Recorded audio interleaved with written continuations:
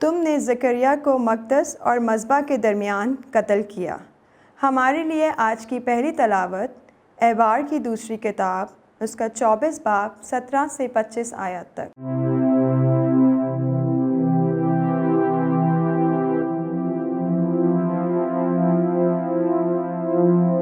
ان دنوں میں یویادہ کی وفات کے بعد یہودا کے سردار آئے اور بادشاہ کو سجدہ کیا، اور بادشاہ نے ان کی سنی۔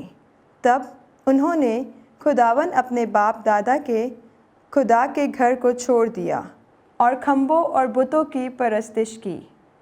تو اس خطا کاری کے باعث یہودا اور یروشلم پر غضب نازل ہوا، اور اس نے ان کے پاس انبیاء بھیجے تاکہ وہ ان کو خداوند کی طرف پھیرے، اور انہوں نے ان پر گواہی دی، مگر وہ شنوا نہ ہوئے۔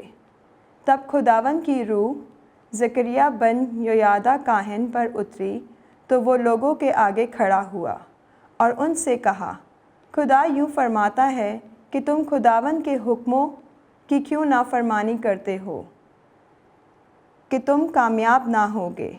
چونکہ تم نے خداوند کو چھوڑا تو اس نے بھی تم کو چھوڑ دیا۔ تو انہوں نے اس کے خلاف سازش کی اور بادشاہ کے حکم سے خداوند کے گھر کے صحن میں اس کو سنگسار کیا۔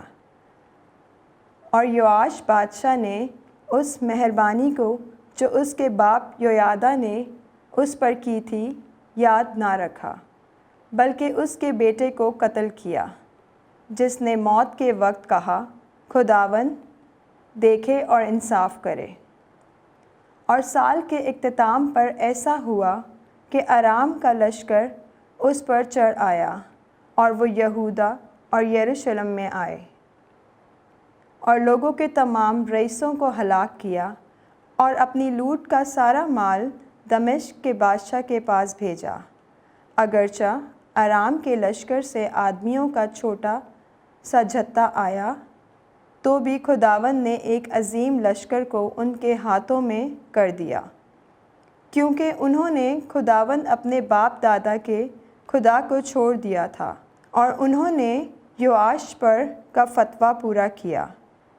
جب وہ اس کے پاس سے چلے گئے، انہوں نے اس کو بہت بیماریوں میں چھوڑا، اور اس کے خادموں نے یویادہ کاہن کے بیٹے کے خون کے سبب اس کے خلاف سازش کی، اور اس کو اس کے پلنگ پر قتل کیا، تو وہ مر گیا اور داؤد کے شہر میں دفنایا گیا۔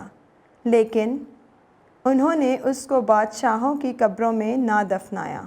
پاک کلام کے پڑھے اور سنے جانے پر خداوند کی برکت ہو۔ خدا کا شکر ہو۔ جماعتی جواب: میں اس کے لیے اپنی رحمت ہمیشہ قائم رکھوں گا۔ میں نے اپنے برگزیدے کے ساتھ عہد باندھا ہے۔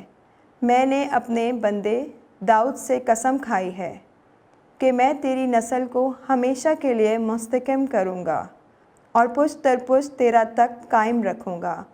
جماعتی جواب: میں اس کے لیے اپنی رحمت ہمیشہ قائم رکھوں گا۔ میں اس کے لیے ہمیشہ اپنی رحمت قائم رکھوں گا، اور میرا عہد اس کے لیے استوار رہے گا۔ میں اس کی نسل دائمی بناؤں گا، اور اس کا تخت ایام سما کی مانند۔ جماعتی جواب: میں اس کے لیے اپنی رحمت ہمیشہ قائم رکھوں گا۔ اگر اس کے فرزند میری شریعت کو ترک کریں اور میری قضاؤں کے مطابق نہ چلیں، اگر وہ میرے قوانین کو عدول کریں اور میرے احکام پر عمل نہ کریں، تو میں ان کے جرم کی سزا چھڑی سے اور ان کی تقصیر کی سزا کوڑوں سے دوں گا۔ جماعتی جواب: میں اس کے لیے اپنی رحمت ہمیشہ قائم رکھوں گا، لیکن میں اپنی رحمت اس سے قطع نہ کروں گا اور نہ اپنی وفاداری کو زائل ہونے دوں گا۔